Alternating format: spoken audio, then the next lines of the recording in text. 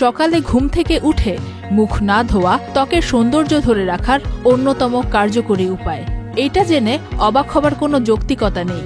স্বয়ং বিখ্যাত মার্কিন অভিনেত্রী সালমা হায়েক এই পন্থা অবলম্বন করে ৫৯ বছর বয়সেও নিজের তারুণ্য ধরে রেখেছেন।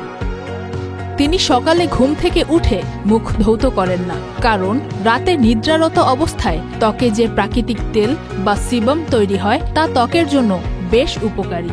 পানির বদলে সালমা সকালে মুখে শুধু রোজ ওয়াটার বা গোলাপ জল ছিটিয়ে দেন।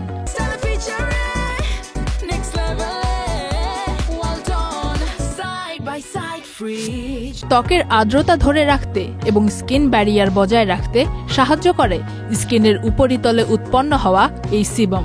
সকালে ফেস ওয়াশ ব্যবহার করে মুখ ধোয়ার ফলে এই প্রাকৃতিক তেল ধুয়ে যেতে পারে, যা ত্বককে শুষ্ক ও সংবেদনশীল করে তোলে। এছাড়া ত্বকের উপরিতলে উপকারী ব্যাকটেরিয়ার একটি সূক্ষ্ম ভারসাম্য থাকে। মুখ অতিরিক্ত ধৌত করার ফলে এই ভারসাম্য নষ্ট হতে পারে। এছাড়াও বলাই বাহুল্য যে ব্যস্ত সকালে মুখ ধোয়ার ধাপটি বাদ দিলে কিছুটা সময় বাঁচানো সম্ভব।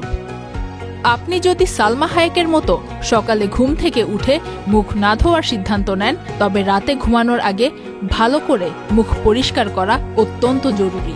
সারাদিনের ধুলোবালি, তেল, মেকআপ এবং দূষণ দূর না করলে ত্বকের ক্ষতি হতে পারে। আপনার ত্বকের ধরন বুঝে সঠিক সিদ্ধান্ত নেয়ার জন্য একজন চর্মরোগ বিশেষজ্ঞের পরামর্শ নেয়া সবচেয়ে ভালো।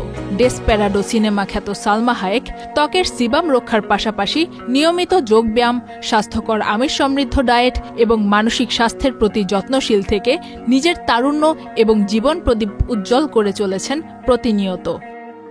Faria Ahmed Khan, channel I.